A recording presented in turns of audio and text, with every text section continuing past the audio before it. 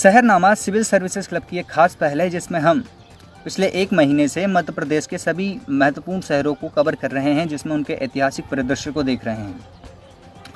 ये कारवां जो होता है, सिविल सर्विसेज का कारवां जो होता है, भोपाल शहर से आगे बढ़ता है और धीरे धीरे अपने आसपास के महत्वपूर्ण शहरों को कवर करते हुए आगे बढ़ते जाता है।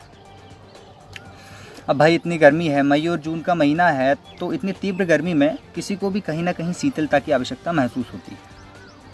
ये कारवा था, इस कारवे को भी कहीं ना कहीं शीतलता की आवश्यकता महसूस हुई, तो उसे तलाशते स्नान करने के लिए या शीतलता प्राप्त करने के लिए एक नदी की।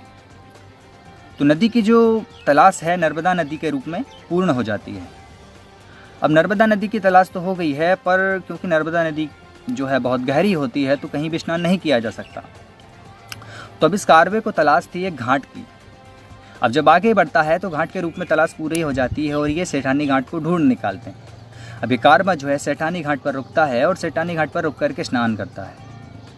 स्नान करने के बाद कुछ देर पूजा आराधना करता है, मैया का आशीर्वाद प्राप्त करता है और इस क्षेत्र के चारों ओर व्याप्त भक्तिमय वातावरण का आनंद लेता है।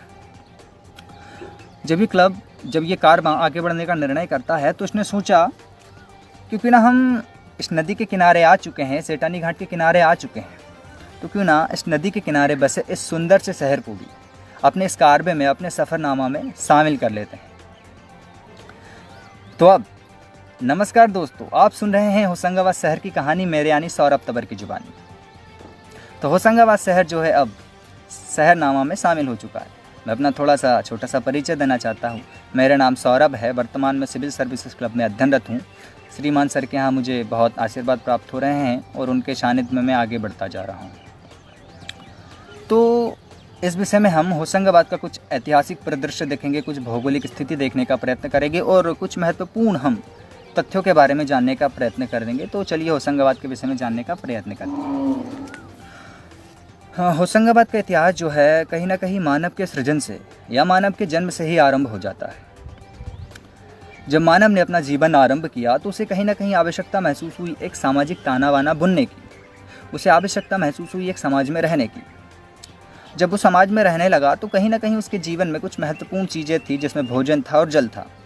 तो भोजन की आवश्यकता जो थी उसे केवल दिन में 2 या 3 बार रहती थी, परंतु जल की आवश्यकता उसके दैनिक कार्यों के लिए और उसको पीने के लिए, मवेशियों के लिए भी आवश्यकता पड़ती थी। तो कहीं ना कहीं उसे आरंभ से ही नदियों की तलाश रहती थी और उसकी जो तलाश है वो नर्मदा नदी के शांत क्षेत्र में आकर के पूरी हो जाती है। आरंभ से ही नदियाँ भी मानवों को अपनी ओर आकर्षित करती आई हैं। तो मानव जो है नर्मदा नदी के यहाँ पर बसने में अपनी शान समझते हैं। आदमगढ़ की पहाड़ियों की मैं बात कर रहा हूँ, तो आदमगढ़ की पहाड़ियों में मानव के प्राचीनतम पाषाणकालीन साक्ष्य आपको देखने को मिल जाते हैं। आदमगढ़ की पहाड़ी जो है नर्मदा नदी से दक्षिणी किनारे पर 2 किलोमीटर की दूरी पर जब आप आएंगे तो आपको ये पहाड़ी मिल जाएगी। यहाँ पर लगभग 80 ऐसे शेल्टर्स हैं जो पाए जाते हैं और 80 शेल्टर्स में से 20 से 22 शेल्टर्स जो हैं वो चित्रित हैं। यहाँ पर मानवों ने अपने दैनिक जीवन के कुछ क्रियाकलाप जो हैं वो चित्रित किए। अब जैसे जैसे मानव का इतिहास विस्तृत होता गया, मानव ने अपना विकास किया, मानव सभ्य होता गया, वैसे ही कहीं ना कहीं होशंगाबाद का इतिहास भी बढ़ता गया। होशंगाबाद भी प्रगति की राह में आगे बढ़ता रहा।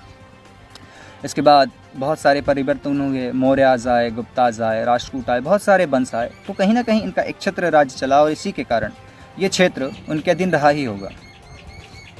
अब अगर मैं सबसे महत्वपूर्ण परिवर्तन की बात करूं तो सबसे महत्वपूर्ण परिवर्तन जो है लगभग 14वीं शताब्दी में 1300 ईस्वी के आसपास आता है, क्योंकि ये एक ऐसा समय था जिसने आधुनिक होशंगाबाद की नींव रखने में बहुत महत्वपूर्ण योगदान दिया है और उसके कारण इसको पढ़ना बहुत ज़रूरी है। अब इसमें मालवा की जो राजनीति है, मांडू की राजनीति है, उसका बहुत प्रभाव पड़ा है, तो कहीं ना कहीं उसको डिस्कस करना मैं चाहूँगा। तो लगभग 1305 की मैं बात कर रहा हूँ, जब भोज द्वितीय की मृत्यु के बाद मांडू में, मालवा में जो है महलक देव जी का शासन होता है। महलक देव जी प्रशासन चलाते हैं, सब कुछ ठीक था, परंतु इसी बीच कहीं ना कहीं अलाउद्दीन खिलजी का दक्षिण भारत विजय अभियान चल रहा था और इस अभियान के तहत मालवा को, मांडू को जीतना कहीं ना कहीं एक अहम पड़ाव सिद्ध हो सकता था। तो इसी मंशा से अलाउद्दीन खिलजी जो है आगे बढ़ता है और मालवा को जीतने की मंशा से मालवा पर आक्रमण करता है। मांडू के जो सेनापति थे कोका देव जी युद्धभूमि में मारे जाते हैं और महलक देव जी जो है अपने प्राणों की रक्षा करने के लिए, अपने प्राण बचाने के लिए किले में छिप जाते हैं। परंतु अलाउद्दीन खिलजी का जो सेनापति है आइन उन मुल्क, वो आता है और महलक देवची की हत्या कर देता है। अब क्योंकि अलाउद्दीन खिलजी का जो विजय अभियान चल रहा था तो आइन मुल्क ने उसका बहुत अच्छा सा साथ दिया था, उसकी स्वामी भक्ति का उसको इनाम मिलना ही था। तो अलाउद्दीन खिलजी जो है उससे प्रसन्न हो जाता है, प्रसन्न होकर के उसको मालवा की गद्दी सौंप दी जाती है। अब इधर ये प्रशासन चलाते हैं, उधर दिल्ली में भी बढ़िया सा प्रशासन चल रहा था। परंतु अब जो केंद्र का प्रशासन है वो खिलजियों के अधीन से निकल करके तुगलकों के हाथ में सत्ता आ जाती है। अब इधर भी परिवर्तन होना अनिवार्य था। एक बार जब नासिरुद्दीन तुगलक जो है सत्ता प्राप्त करना चाहते थे तो उनको आवश्यकता थी एक सहयोगी की, क्योंकि सत्ता तो प्राप्त करते हैं परंतु हम इतिहास में देखते आए हैं कि बहुत लोगों को सत्ता प्राप्त करने के लिए कुछ सहयोगियों की ज़रूरत पड़ती है। तो कहते हैं ना कि अगर आप एक ऊंचाई पर जाना चाहते हैं तो आपको ज़रूरत होती है एक सीढ़ी की। जो सीढ़ी होती है वो छोटे छोटे ब्लॉक्स से मिलकर बनती है, उसी पे चढ़ करके आप जा सकते हैं। तो इन्हीं ब्लॉक्स में से एक था दिलावर खान। तो दिलावर खान जी जो हैं नासिरुद्दीन तुगलक जी की मदद करते हैं सिंहासन प्राप्त करने में। अब क्योंकि इनकी भी स्वामी भक्ति का, इनके प्रयत्न का इनको इनाम मिलना ही था, तो इनको मालवा का गवर्नर जो है अपॉइंट कर दिया जाता है। अभी दिल्ली छोड़ करके मालवा आ जाते हैं और गवर्नर का पद संभाल लेते हैं। इधर भी सब कुछ ठीक चल रहा था, क्योंकि जो राजा थे अपने आप को बिल्कुल राजा समझते थे और राजा जैसा कार्य कर रहे थे। परंतु दिल्ली में जब महमूद तुगलक का शासन होता है, क्योंकि महमूद तुगलक जो है अपने आप को एक योग्य शासक के रूप में स्थापित नहीं कर पाते हैं, तो कहीं ना कहीं दिलावर खान जी जो है उनसे खिन्न हो जाते हैं। खिन्न हो जाने के कारण वो उन्हें नजराना नहीं देते हैं। मतलब कुल मिलाकर के हम यह कह सकते हैं कि इनकी अनबन रहती थी। अब इधर 1398 की मैं अगर बात करूं तो तैमूर का आक्रमण होता है। अब क्योंकि एक ऐसा शासक जो योग्य नहीं था तो अपने प्राण बचाने में ही अपना सार समझता है और अपना प्राण बचा करके अपना सिंहासन छोड़ करके सीधा भाग निकलता है और भागते भागते ये धार पहुंच जाता है। मालवा का ज़्यादा जिक्र हो रहा है कि मैं समझता हूँ, क्योंकि अब होशंगाबाद का भी जिक्र होगा, क्योंकि इसका ज़्यादा प्रभाव पड़ा है, इसलिए मैं मालवा को ज़्यादा ला रहा हूँ। तो ये भागते भागते धार पहुँच जाते हैं। अब जब दिलावर खान जी को पता चला कि हमारे मालिक आए हुए हैं तो मालिक का स्वागत किया जाता है, मालिक को बिठाया जाता है। कुछ दिन मालिक रुकते हैं। अब भाई मेहमान थे, कितने दिन रुकेंगे, जाना तो था ही। तो फाइनली एक दिन ये चले जाते हैं और जब ये लौट करके जाते हैं तो दिलावर खान जी के एक पुत्र थे जिनका नाम अल्प खां था।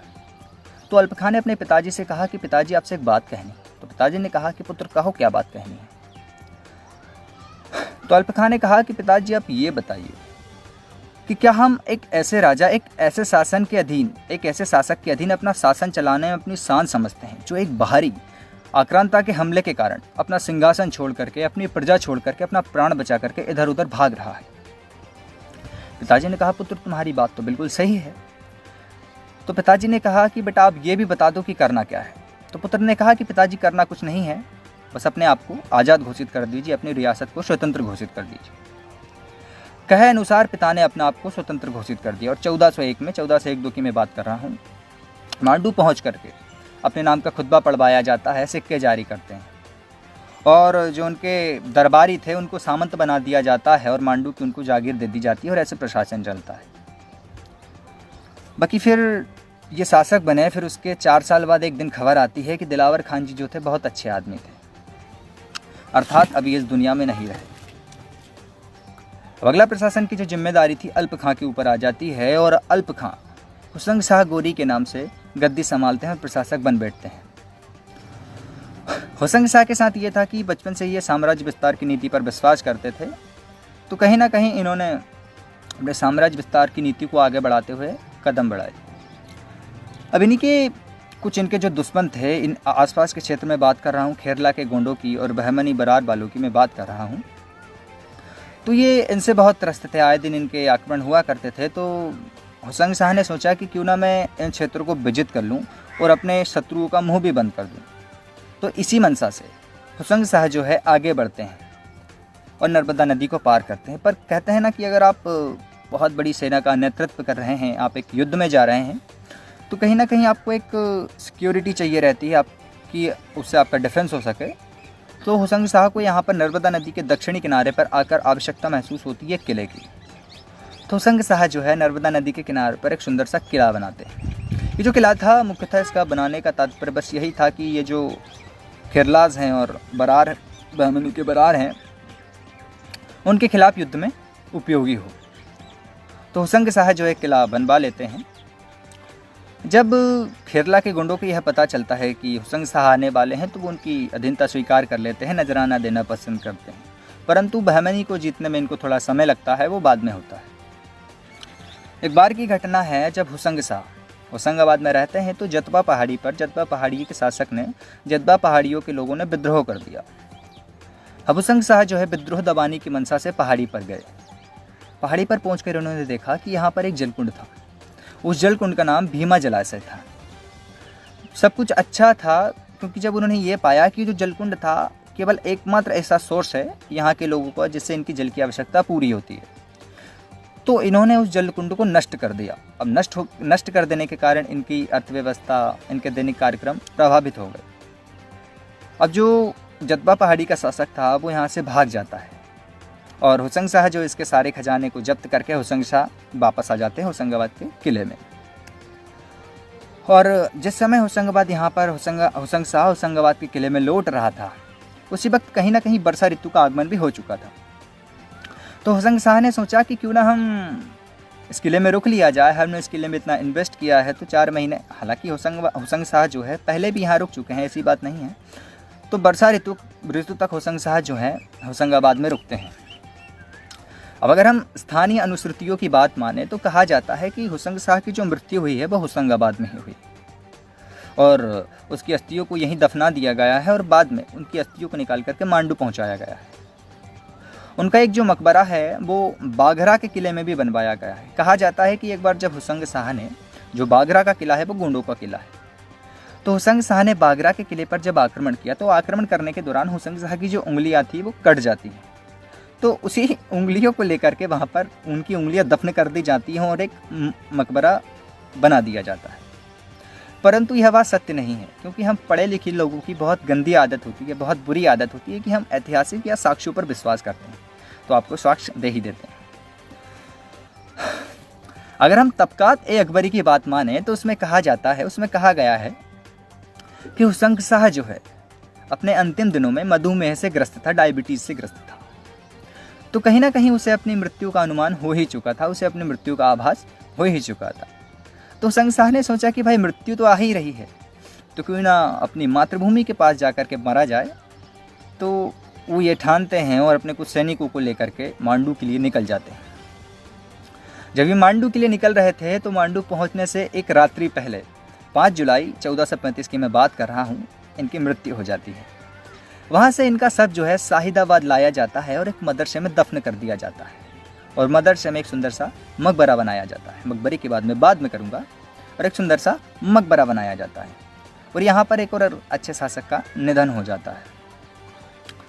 क्योंकि हुसंग शाह ने जो होशंगाबाद का किला बनवाया है और होशंगाबाद में बहुत से काम किए हैं, तो उसी के कारण, क्योंकि पहले जो होशंगाबाद था उसको नर्मदापुरम के नाम से जाना जाता था, हालांकि जो अभी नर्मदापुरम संभाग के नाम से जाना जाता है ये क्षेत्र, तो इसे होशंगाबाद के नाम से ही जाना जाता है। अब होशंगाबाद के बारे में 2-3 बातें हैं जो मुझे लगता है कि आप लोगों को बतानी चाहिए, तो मैं आपको बताने का प्रयत्न करता हूँ। 1 मिनट।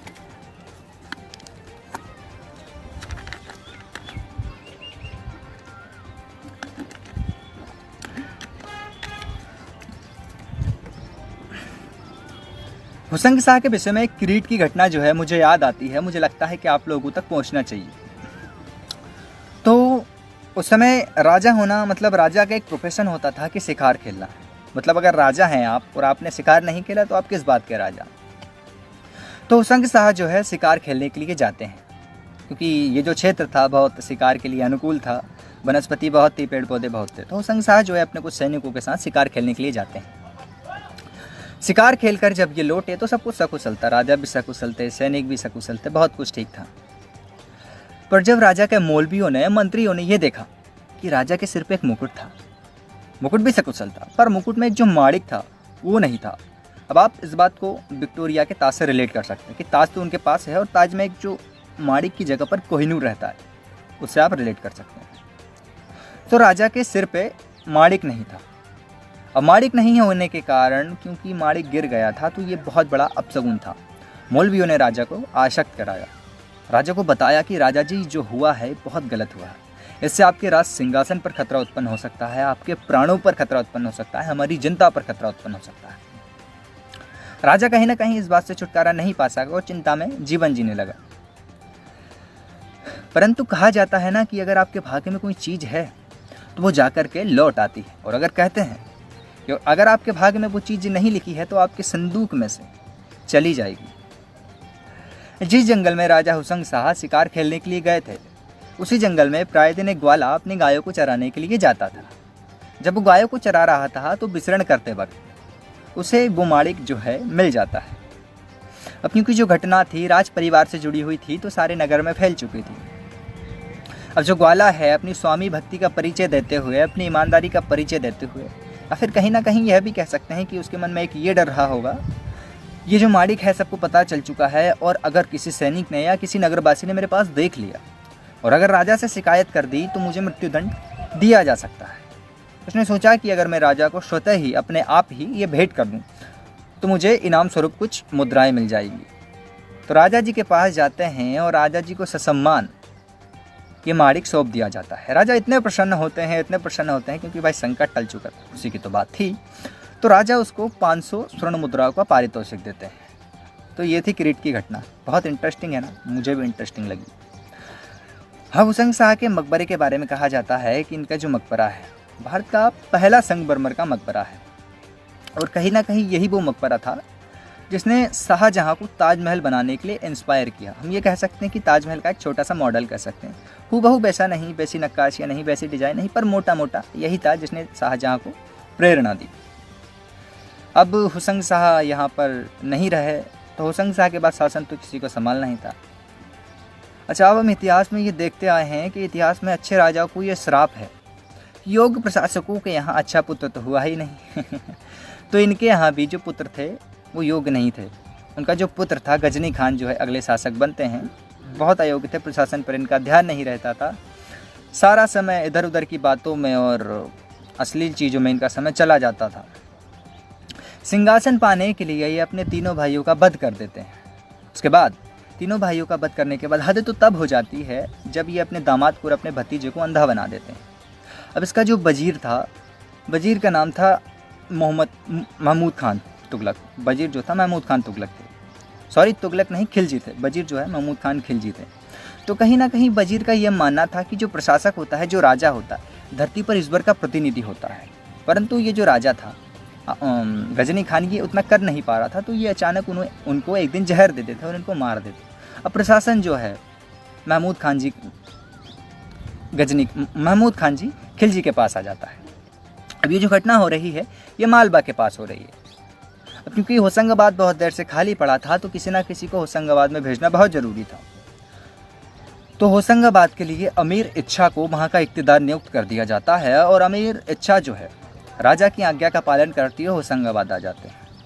परंतु जब ये होशंगाबाद पहुँचते हैं तो गड़बड़ी करना आरंभ कर देते हैं, क्योंकि होशंगाबाद का क्षेत्र देख करके कहीं ना कहीं इनके मन में लालच उत्पन्न हो जाता है। ये होशंगाबाद के क्षेत्र पर संपूर्ण अपना ही अधिकार प्राप्त करना चाहते थे, तो ये विद्रोह कर देते हैं। दरअसल विद्रोह जो हुआ था केवल होशंगाबाद में नहीं, आसपास के 2-3 क्षेत्रों में भी हुआ था।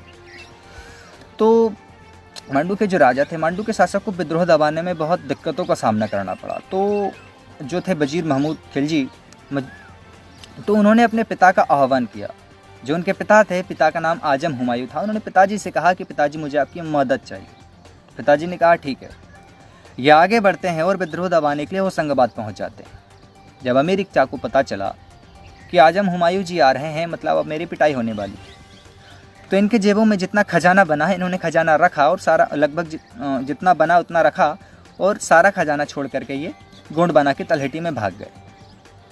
आजम हुमायूं जी यहाँ पर आते हैं, खजाना जब्त करके यहाँ पर नए प्रशासन का आरंभ करते हैं। इधर ये गोंडवाना के तलहटी में जब पहुँचे और गोंडों को पता चला कि भाई ये तो विद्रोही है, ये राज सिंहासन से विद्रोह करके यहाँ पर आया है, तो उन्होंने तीर से, तलवारों से उसकी हत्या कर दी। अब यहाँ पर प्रशासन बहुत अच्छा चलता रहा था। तो जो मांडू के शासक रहे उन्होंने बहमनी को भी जीत लिया। इसके बाद जो शासक थे उनके पौत्र बने, बहुत अच्छा चलता रहा। फिर अगर अगले परिवर्तन की हम बात करें तो सत्ता प्राप्त करने के लिए महमूद द्वितीय जो थे वहाँ की सत्ता प्राप्त करना चाहते थे। परंतु फिर वही कहानी कि हम सत्ता तो प्राप्त कर लें परंतु कोई मदद तो करें। तो सत्ता प्राप्त करने के लिए ये मदद लेते हैं रायचंद्र पूर्बिया की, जिनको इतिहास में मेदिनी राय के नाम से जाना जाता है, जो चंदेरी के शासक थे। तो चंदेरी के शासक इनकी मदद करते हैं। अब इनकी मदद कर देते हैं, इनको सिंहासन पर बिठा दिया जाता है। अब कहते हैं ना कि अगर कठपुतली लकड़ी की हो या कागज़ की हो तो आप जो मर्जी हो जैसा चाहे उसे नचा लीजिए, परंतु यहाँ जो कठपुतली थी जीवित कठपुतली थी। आखिरकार किसी न किसी दिन रुष्ट होना था। तो महमूद द्वितीय जो है खिन्न हो जाते हैं इनसे और इनसे अपनी जान छुड़ाने के लिए सीधा भाग जाते हैं गुजरात। उस समय गुजरात के जो शासक थे मुजफ्फर द्वितीय थे, तो इन्होंने मुजफ्फर द्वितीय की मदद मांगी। अब जब ये इधर मदद लेने पहुँचे तो इनको यहाँ रोक देते हैं। अब मेदिनी राय को पता चला कि ये मुजफ्फर की मदद लेने गया है, तो मेदिनी राय जी ने भी अपनी डायरी खंगाली और फिर इनको एक नाम मिलता है डायरी में, राणा संग्राम सिंह। अरे हाँ, मेरे भी तो कोई मित्र हैं राणा संग्राम सिंह। तो उनकी मदद लेने के लिए चित्तौड़गढ़ चले जाते हैं। अब इनको यहीं रोक देते हैं। अब इधर से मुजफ्फर आते हैं और महमूद द्वितीय आते हैं।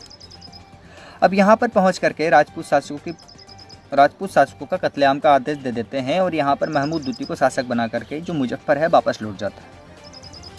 अब यहाँ पर रायचंद्र जो हैं संग्राम सिंह को लेकर के यहाँ पर आ जाते हैं और यहाँ पर आ करके गागरोन के स्थान पर महमूद द्वितीय से युद्ध होता है। पर पश्चाताप के पश्चात महमूद को दोबारा मांडू पहुंचा करके वहाँ का शासक बना दिया जाता है। अब ये शासक बन जाता है, पश्चाताप करता है, फिर प्रशासन बहुत अच्छा चलने लगता है। अब अगले परिवर्तन की अगर हम बात करें तो गुजरात से ही अगला परिवर्तन आरंभ होता है। गुजरात के शासक बहादुर शाह जो थे उन्होंने इस क्षेत्र को विजित करने की मंशा से आक्रमण किया। इस क्षेत्र पर आते हैं और महमूद द्वितीय को परास्त करके उसे बंदी बना लेते हैं और संपूर्ण होशंगाबाद क्षेत्र को गुजरात के अधीन होने की घोषणा कर देते हैं। अब जब महमूद द्वितीय को बंदी बना करके चंपानेर भेजा जा रहा था तो इसने बचने का सोचा और कहीं ना कहीं बचने के लिए इसने विद्रोह कर दिया। इसके साथ सहयोगी भी थे और कुछ पुत्र वगैरह भी थे। तो इसने जब विद्रोह कर दिया तो विद्रोह के चक्कर में ये मारा जाता है। अब यहाँ पर जो क्षेत्र था होशंगाबाद का संपूर्ण क्षेत्र जो बहादुर शाह ने 1857 वाला, ये जो गुजरात का शासक था, तो ये क्षेत्र गुजरात के जागीरदारों और गुजरात के व्यापारियों को दे दिया क्योंकि क्षेत्र बहुत संपन्न था। इसके बाद मुगलों का राज रहा क्योंकि हुमायूं ने भी इस क्षेत्र पर आक्रमण किया और बहादुर शाह को हरा दिया। तो मुगलों का भी एक छत्र राज्य चला। तो अब छोटे मोटे विद्रोह तो यहाँ होते रहे परंतु ज़्यादा कुछ परिवर्तन देखने को नहीं मिला। अब कहीं ना कहीं दक्षिण भारत में मराठा जो थे एक सकारात्मक ऊर्जा का प्रचार कर रहे थे, धीरे धीरे एक बड़ी शक्ति बनकर के उभर रहे थे।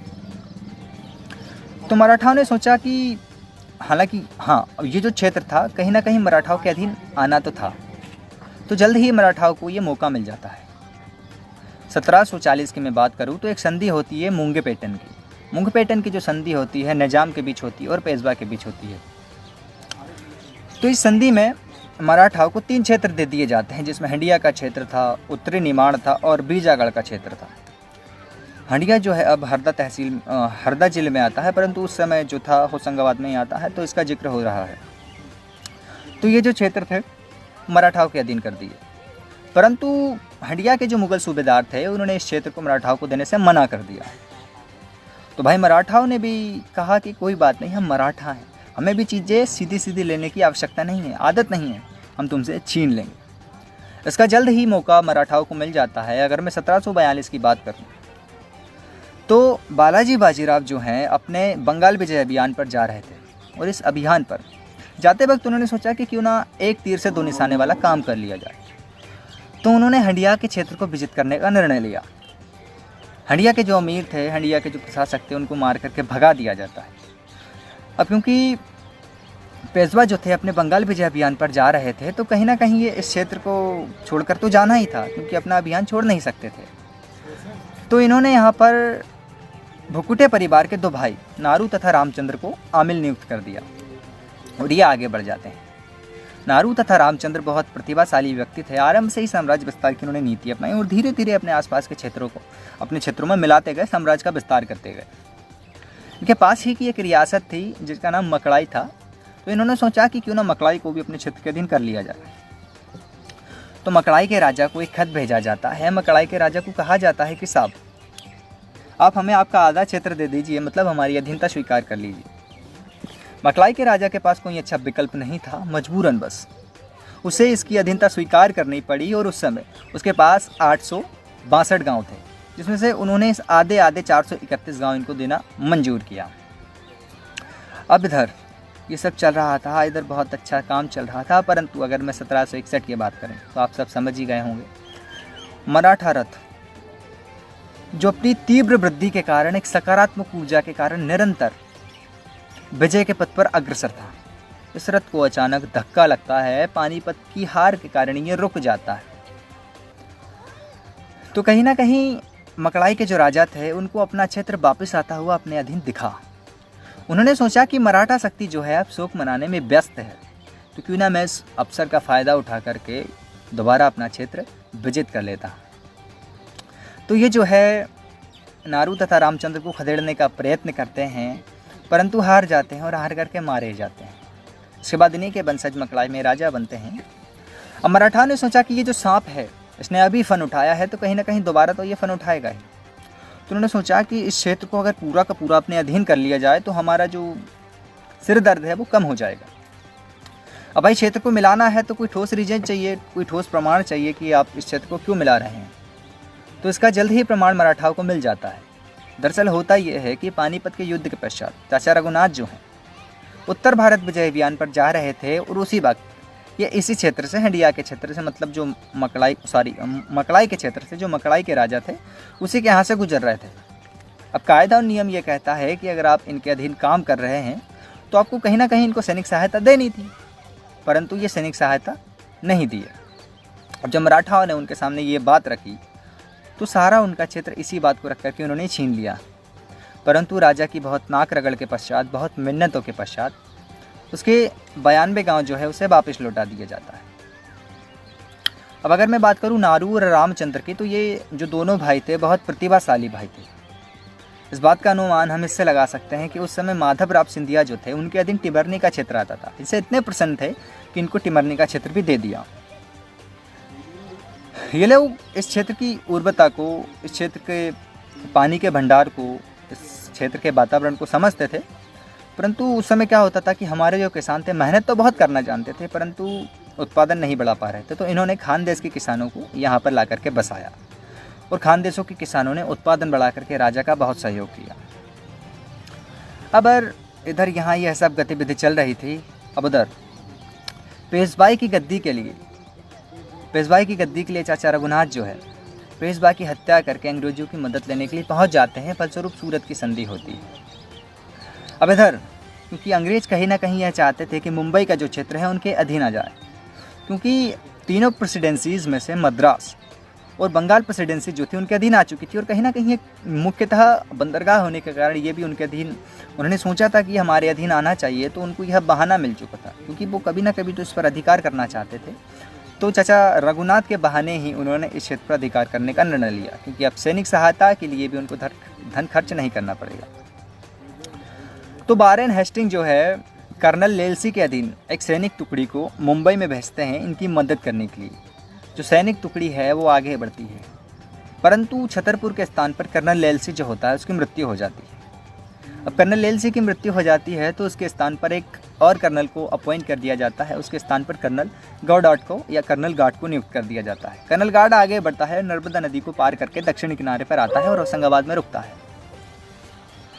अब उसने सोचा कि ये जो क्षेत्र है भोसले के अधीन आता है, तो कहीं ना कहीं अगर मैं इनसे मित्रता करूं तो मेरी बहुत मदद हो जाएगी, मतलब मुझे इस क्षेत्र को विजय करने में बहुत आसानी होगी। तो अपने अनुयायियों को, अपने सैनिकों को वो वहाँ पर भेजता है, परंतु सफल नहीं हो पाता है, और ये मुंबई में फिर उनकी मदद करने के लिए आगे बढ़ जाता है। इधर ये तो आगे बढ़ गए, परंतु इधर होशंगाबाद पर दृष्टि थी एक बाज की। मैं बात कर रहा हूँ भोपाल के नवाब मोहम्मद हयात मोहम्मद खां की और उनके वजीर अमीर मोहम्मद खां की। इन दोनों ने संयुक्त रूप से होशंगाबाद पर आक्रमण किया और होशंगाबाद के क्षेत्र को विजित कर लिया। पर जब वजीर और नवाब भोपाल पहुँचे तो वजीर का नवाब से तालमेल बिगड़ जाता है। तो जो वजीर है वो विद्रोह करके भाग जाता है। अब सरकार, आपने विद्रोह तो कर दिया, परंतु आप किसके बलबूते पर विद्रोह करेंगे? उनको आवश्यकता थी एक अच्छे से सहयोग की। तो वजीर जो है मदद लेने के लिए नागपुर आ जाते हैं। उस समय नागपुर में भोसले का शासन था। तो भोसले को ये बताते कि साहब जो है आपके यहाँ, आपके होशंगाबाद में एक बाहरी आक्रांत था, एक मुग़ल प्रशासक जो है आकर के बैठ गया है। तो क्या यह आपको शोभा देता है कि आपके क्षेत्र में एक मुग़ल प्रशासक बैठे? तो उसकी बात से सहमति रखते हुए भोसले प्रशासक ने बैतूल में एक रियासत थी, छोटी सी जो रियासत थी उसका नाम था भबरगढ़। उस भबरगढ़ के सैनिकों के सैनिपतित्व, मतलब जो सेनापति था, उस सेनापति का नाम बैजी सिंह था। तो बैजी सिंह को जो भोसले हैं कहते हैं कि आप हमारी मदद कीजिए, और भोसले के कहने पर आगे बढ़ते हैं। ये आगे बढ़ जाते हैं। 2 से 3 महीने के घेरे के बाद होशंगाबाद का जो किला है नवाब खाली कर देते हैं और वापस भोपाल चले जाते हैं। अब यहाँ पर सब कुछ ठीक होने लगा था, क्योंकि नवाब ने जो था वजीर को दीवान बना दिया था। इनके बीच तो कुछ गड़बड़ रहा नहीं, और जो होशंगाबाद का क्षेत्र था, होशंगाबाद का किला था, भोसले के अधीन आ चुका था। अब जो रामजी बांछेर को उस किले में नियुक्त कर दिया जाता है और बैजी सिंह जी जो है वापस लौट जाते हैं। परंतु यहाँ पर वजीर की मनसा जो है थोड़ी रह जाती है, उसकी मनसा पूरी नहीं होती, क्योंकि कहीं ना कहीं वजीर चाहता था कि होशंगाबाद का क्षेत्र उसके अधीन आए। तभी तो उसने राजा से अपने अच्छे भले व्यवहार बिगाड़ लिए, परंतु अब तो यह क्षेत्र भोसले के अधीन आ गया था। अब ये क्षेत्र पाने के लिए वो कूटनीति का सहारा लेता है। कूटनीति का सहारा इस प्रकार लेता है कि किले में एक छोटी सैनिक टुकड़ी मौजूद थी जिसने उससे साठगांठ कर ली, और नर्मदा नदी के उत्तरी किनारे पर आ जाता है और आकर के सैनिक टुकड़ी को कहता है कि आप जो रामजी बांछेर किले में मौजूद है उनको डराइए, धमकाइए। तो रामजी बांछेर को डराया जाता है, धमकाया जाता है। बेचारे रामजी बांछेर डर जाते हैं और डर करके भाग जाते हैं। अब दोबारा होशंगाबाद पर कब्जा हो जाता है वजीर अमीर मोहम्मद खान का। अब वजीर अमीर मोहम्मद खान है, वो भी साम्राज्य विस्तार की नीति अपनाते हैं और धीरे धीरे अपने क्षेत्र को बढ़ाने का निर्णय करते हैं। साम्राज्य बढ़ाने के लिए ये पहुंच जाते हैं सिवनी मालवा को विजित करते हैं। सिवनी मालवा को विजित करने के बाद कहीं ना कहीं सोहागपुर को जीतना भी इनकी मनसा में था। सोहागपुर जो है उस समय भोसले के अधीन आता था, और सोहागपुर में एक छोटा सा किला था। जब वजीर सोहागपुर पर हमला करता है तो भोसले जो है उस किले को बचाने में सफल हो पाए, परंतु उनको मदद लेनी पड़ी गाडरवाड़ा के एक सेनापति की। गाडरवाड़ा के सेनापति सखाराम बापू द्वारा इनकी मदद की जाती है, और ये घेरा जो है 2 से 3 महीने के बाद इस घेरे को भी तोड़ दिया जाता है। जब सखाराम बापू पर हमला किया जाता है वजीर के द्वारा, तो सखाराम बापू रुष्ट हो जाते हैं, क्रोधित हो जाते हैं और उनकी सेना का पीछा करते हैं। वजीर जो है पीछे हटने पर मजबूर हो जाता है और दोबारा किले की ओर भागने लगता है। जब वजीर भाग रहा था तो अपने जो सखाराम बापू थे वो भी मिल्खा सिंह बने हुए थे, मतलब इनके पीछे तलवार लेकर के अपने घोड़े पर लगे हुए थे। जब वजीर ने यह देखा कि ये जो दैत्य है धीरे धीरे मेरी सारी सेनाओं को मारते जा रहा है, तो इसने सोचा कि मुझे कहीं ना कहीं इस पर पलटवार करना जरूरी है, ताकि मेरी जो सेना है सकुशल किले में प्रवेश कर जाए। पलटवार करने के लिए जब ये मुड़े, तो इस पलटवार करने के चक्कर में जो इनका घोड़ा था, वजीर की मैं बात कर रहा हूँ, तो वजीर का जो घोड़ा था हंसराज, वो घोड़ा मारा जाता है। परंतु अगर आप युद्ध भूमि में एक ही हथियार से, एक ही चीज़ों से लड़ेंगे तो कैसे चलेगा। इनके पास एक और घोड़ा था, उस घोड़े का नाम पंखराज था। तो पंखराज पर ये बैठते हैं और बैठ करके किले की खाइयों को पार करके सीधा पहुंच जाते हैं किले में। अब कहीं ना कहीं ये वापस लौट जाते हैं सखाराम बापू, और ये जो वजीर थे वापस होशंगाबाद से छोड़ करके भोपाल मिलने जाते हैं नवाब से। अब यहाँ पर एक और गड़बड़ी सामने आती है, क्योंकि भोपाल के नवाब का जो पुत्र था गौस मोहम्मद खान, वो जो है बड़ा हो चुका था। गौस खान जो है बड़ा हो चुका था और इसकी वजीर से नहीं बनती थी। कहीं ना कहीं वो वजीर की मनसा समझ चुका था, तो उसने वजीर से अपना रिश्ते नाता तोड़ लिया और वजीर से विद्रोह कर दिया। तो क्योंकि वजीर से अगर आपको निपटना है तो वजीरों के नक्शे कदम पर आपको चलना पड़ेगा, वजीर की ही कूटनीति का सहारा लेना पड़ेगा। तो इन्हें कूटनीति का सहारा लेते हुए उस समय पिंडारी सरदारों से मदद ली। अब पिंडारी सरदारों की मदद के कारण वजीर को पीछे हटना पड़ा। अब इसने सोचा कि अगर मैं और अपनी स्थिति दृढ़ करना चाहता, होशंगाबाद से इसको हटाना चाहता, तो होशंगाबाद में उस समय दौलतराव सिंधिया जो सिवनी मालवा का प्रशासन देखते थे, और दौलतराव सिंधिया से इन्होंने मदद मांगी। उन्होंने कहा कि अगर आप हमारी मदद करते हैं तो बहुत अच्छा होगा। तो दौलतराव सिंधिया ने कहा कि मदद तो कर दें, परंतु कुछ ले दे करके मदद हो सकती है। तो उन्होंने कहा कि आपको क्या चाहिए। तो उन्होंने कहा कि आपका जो भोपाल का क्षेत्र है, होशंगाबाद का क्षेत्र, आपको भोसले को देना पड़ेगा। तो उन्होंने कहा ठीक है, हम आपको ये क्षेत्र दे देंगे। उनको तो बस अपने दुश्मन की मृत्यु से मतलब था, दुश्मन से मतलब था। अब जब दौलत राव सिंधिया ये प्रस्ताव लेकर के इधर पहुंचते हैं भोसले के पास, तो भोसले उनके साथ सहमति व्यक्त करते हैं और फिर संयुक्त सेना लेकर के होशंगाबाद के किले पर आक्रमण कर देते हैं। वजीर जो है भागने पर मजबूर हो जाता है और फिर आगे जाकर के मारा जाता है। अब होशंगाबाद का जो क्षेत्र है भोसले के अधीन आ जाता है। अब जो क्षेत्र सिवनी मालवा का जो क्षेत्र था दौलत राव सिंधिया के अधीन था, तो उन्होंने भी ये क्षेत्र भोसले को दे दिया। मतलब आप ये कह सकते हैं कि अब केवल हंडिया और हरदा को छोड़ करके लगभग जो समस्त क्षेत्र था वो समस्त क्षेत्र भोसले के अधीन आ चुका था। अब इधर ये सब कुछ चल रहा था क्योंकि नर्मदा नदी के किनारे की अगर हम बात कर रहे हैं तो यहाँ कहीं ना कहीं पिंडारियों का इंटरफेयर बहुत ज़्यादा रहा है। पिंडारियों ने भी अपने बहुत आतंक यहाँ पर ढाए हैं, बहुत सितम ढाए हैं। तो कहा जाता है कि इस क्षेत्र में लगभग बहुत सारे ऐसे गांव थे जहाँ पर पटेल, मुकद्दम और ज़मींदारों का नामो निशान मिट चुका था। इतना आतंक था पिंडारियों का। परंतु इधर पिंडारियों के विरुद्ध जब अभियान चल रहा था तो नागपुर से एक बहुत बुरी खबर आई। नागपुर, क्योंकि नागपुर की खबर का यहाँ पर फ़र्क पड़ेगा क्योंकि उस समय जो ये क्षेत्र था नागपुर के भोसले के अधीन आता था। तो नागपुर में राघोजी द्वितीय जो थे उनकी मृत्यु हो जाती और उनकी मृत्यु के पश्चात उनका जो पुत्र था परशु जी, वो क्योंकि अपने आप को अयोग्य शासक समझते थे और अपने आप को इतना योग्य नहीं समझते थे कि वो प्रशासन चला पाएंगे, तो अपने प्रशासन की जिम्मेदारी वो अपने चचेरे भाई अप्पा साहेब को दे देते हैं।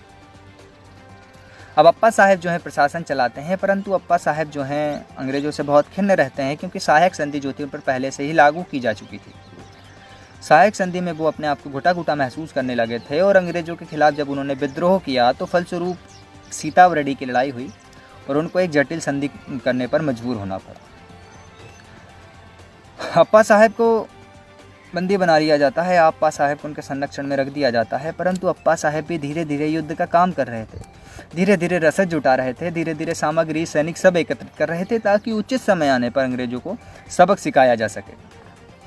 जब अंग्रेज़ों को पता चला कि अप्पा साहेब जो है हमारे खिलाफ षड्यंत्र रच रहे हैं, तो अप्पा साहेब को बंदी बना लिया जाता है और बंदी बना करके जब अप्पा साहेब को इलाहाबाद की जेल भेजा जा रहा था, तो जब अप्पा साहेब को इलाहाबाद भेजा जा रहा था तो रास्ते में जबलपुर के स्थान पर, जबलपुर के समय पे रायचूर नामक स्थान है, वहाँ से अप्पा साहेब जो हैं भागने में सफल हो जाते हैं। अब एक छोटी सी बात कि रामपुर गांव में जब गब्बर नहीं पकड़ाया जा रहा था तो सरकार ने पुलिस प्रशासन में उस पर इनाम रखा था। तो अप्पा साहब का भी भागने में इतना आतंक था कि प्रशासन उनसे त्रस्त हो चुका था, तो उनको पकड़ने के लिए भी कहीं ना कहीं इनाम रखा था। और जो इनाम था सीधा सीधा 1 लाख रुपए का था। परंतु इतनी भारी भरकम रकम के बाद भी अप्पा साहब नहीं पकड़ा पाए और सीधा ये भाग करके पचमढ़ी आ जाते हैं। पचमढ़ी के महादेव पहाड़ियों के आसपास ये लगभग विचरण करते हैं और 9 महीने तक अंग्रेज़ों को परेशान करते हैं। अब इधर क्योंकि अंग्रेज़ों का जो प्रतिद्वंदी था वो वहाँ से समाप्त हो चुका था, तो अंग्रेज़ों ने कहीं ना कहीं यहाँ प्रशासन सुदृढ़ करने की और प्रशासनिक व्यवस्था, आधुनिक व्यवस्था लागू करने का निर्णय लिया।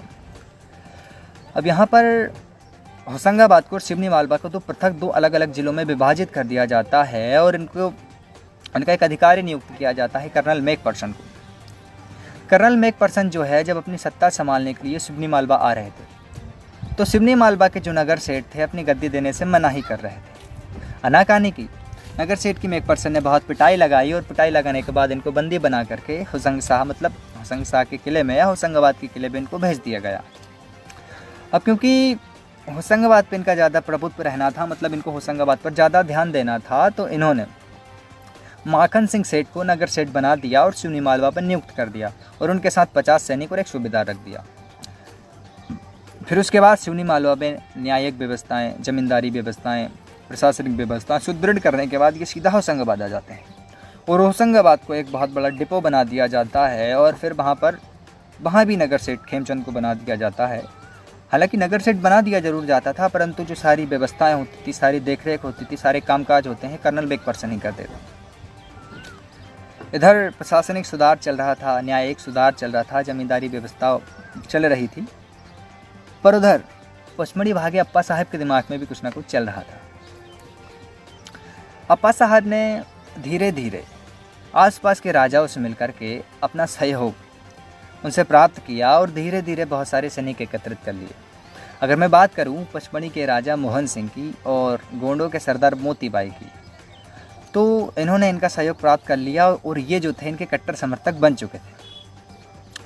तो अप्पा साहब ने लगभग 2000 सैनिक एकत्रित कर लिए थे। इन सैनिकों में लगभग अरबी थे और गोंड सैनिक थे। धीरे धीरे अप्पा साहब ने अंग्रेजों पर लुक छुप कर आक्रमण करने का प्रयत्न किया, परंतु अप्पा साहब जो हैं सफल नहीं हो पाते हैं और अंततः ये निराश होकर के भागने पर मजबूर हो जाते हैं। ये हंडिया और हरदा के पास से नर्मदा नदी को पार करके सीधा पंजाब चले जाते हैं। अब क्योंकि अंग्रेजों के पास कोई प्रतिद्वंदी बचा नहीं था, तो अंग्रेजों ने यहाँ पर प्रशासन की नींव रखना, क्योंकि अब समस्त क्षेत्र जो था अंग्रेजों के अधीन आ चुका था, तो अंग्रेजों ने बहुत अच्छे सुधार किए। नरसिंहपुर, होशंगाबाद और बैतूल को, तीनों को अलग अलग, मतलब तीनों को मिलाकर के एक संयुक्त जिला बना दिया गया।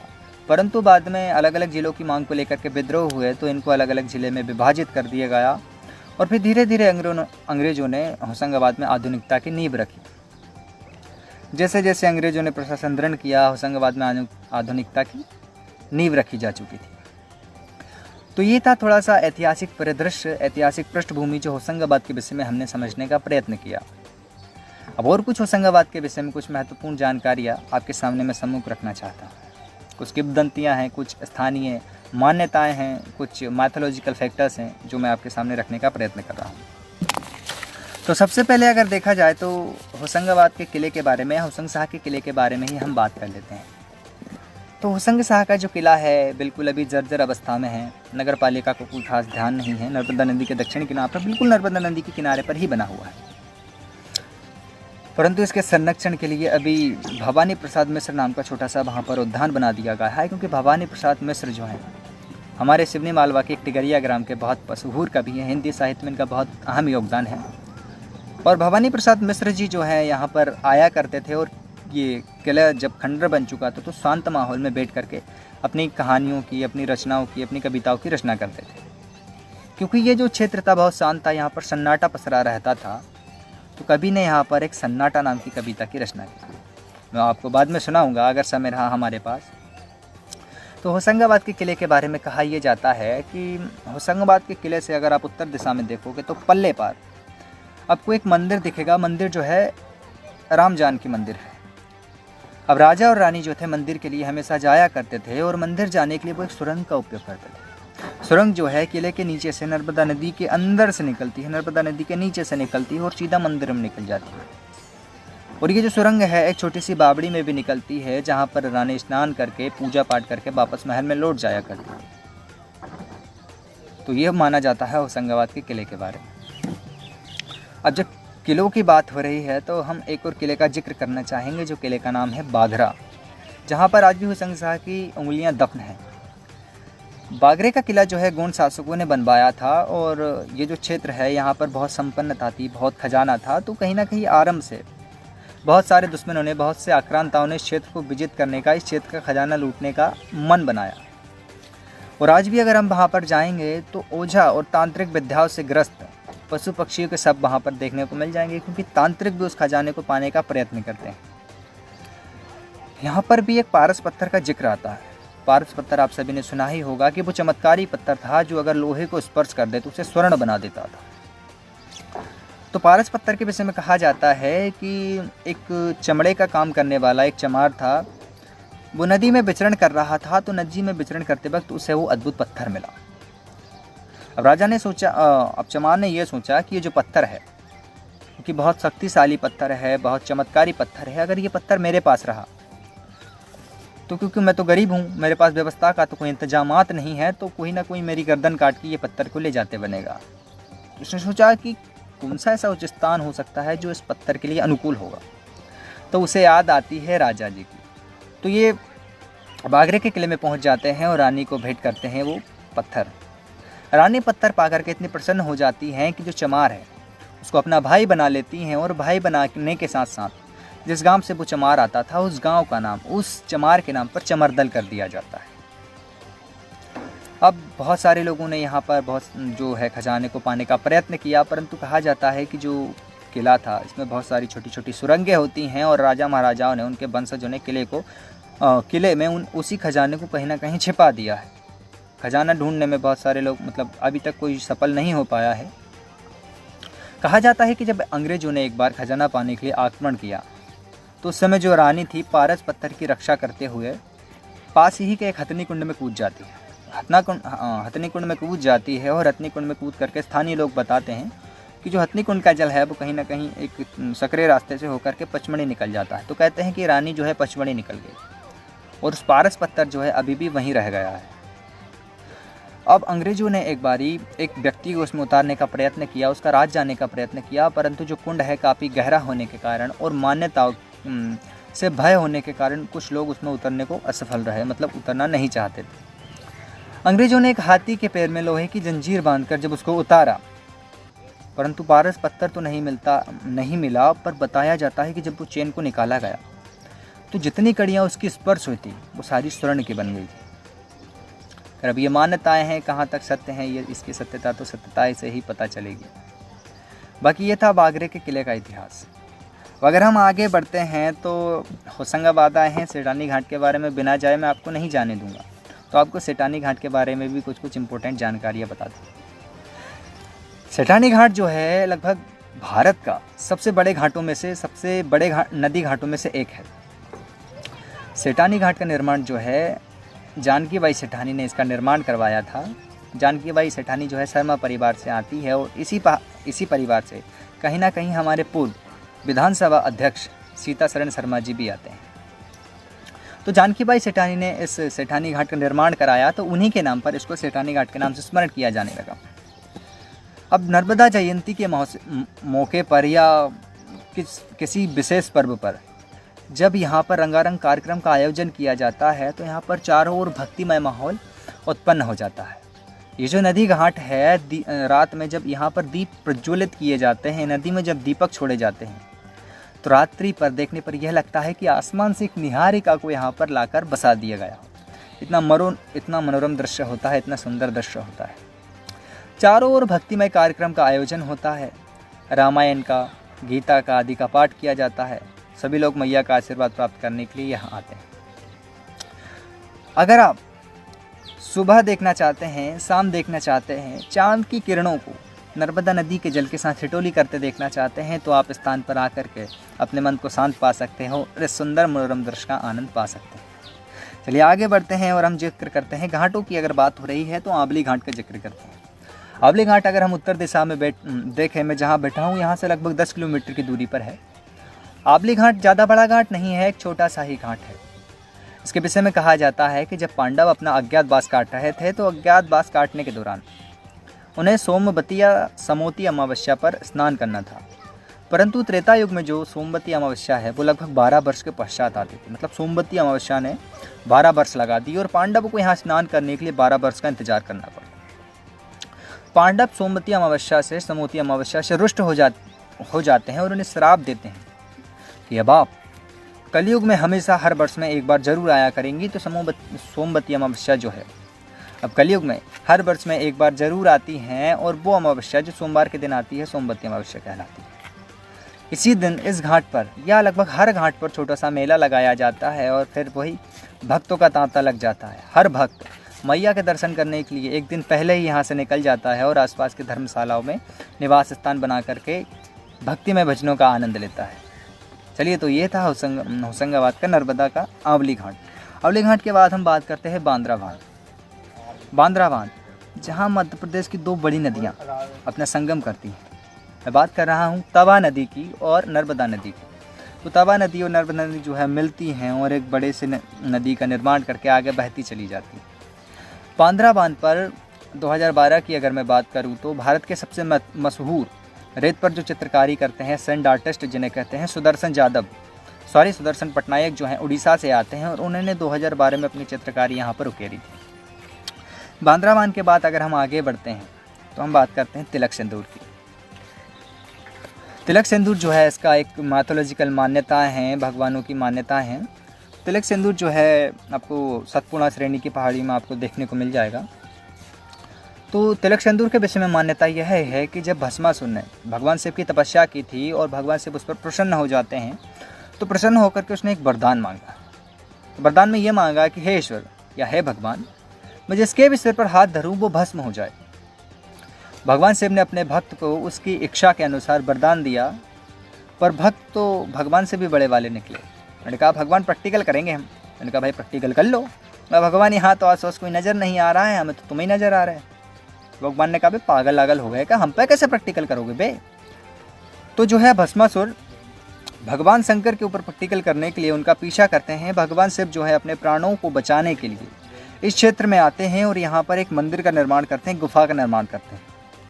और गुफा में आकर के भगवान शिव जाते हैं और अपनी रक्षा के लिए भगवान शंकर जो हैं भगवान विष्णु का आह्वान करते हैं। और भगवान विष्णु जो है मोहिनी का रूप, सुंदर स्त्री का रूप, सुंदर अप्सरा का रूप धारण करके भस्मासुर को उसके ठिकाने लगाने के लिए आ जाते हैं।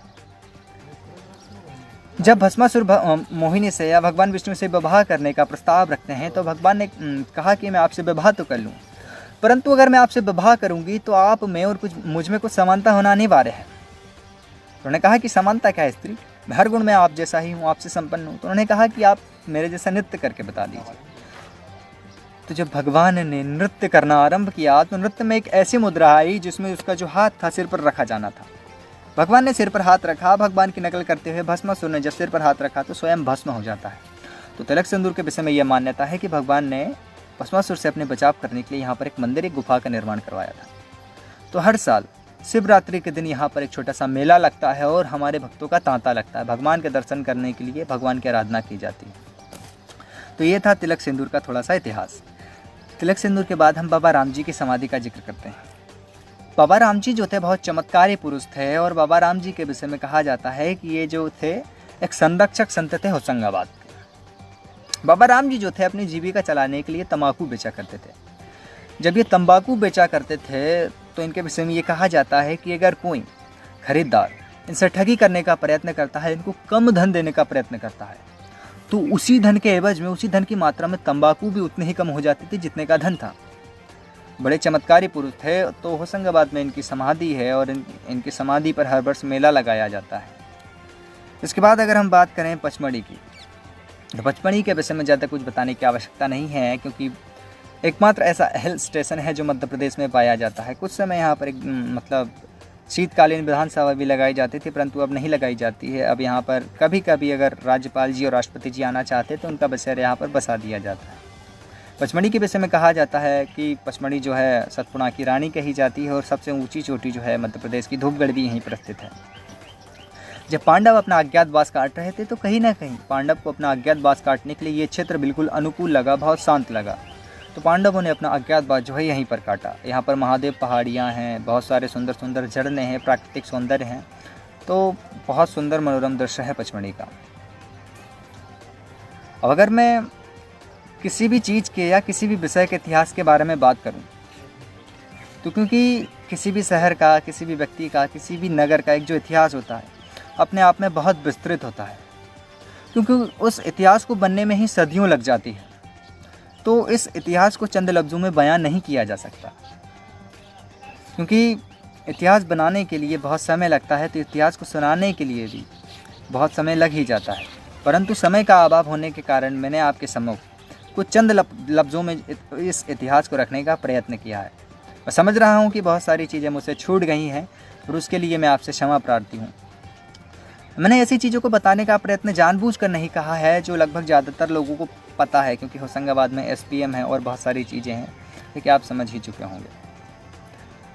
तो ऐसा था हमारा सुंदर, मनोरम और रंगीला होशंगाबाद।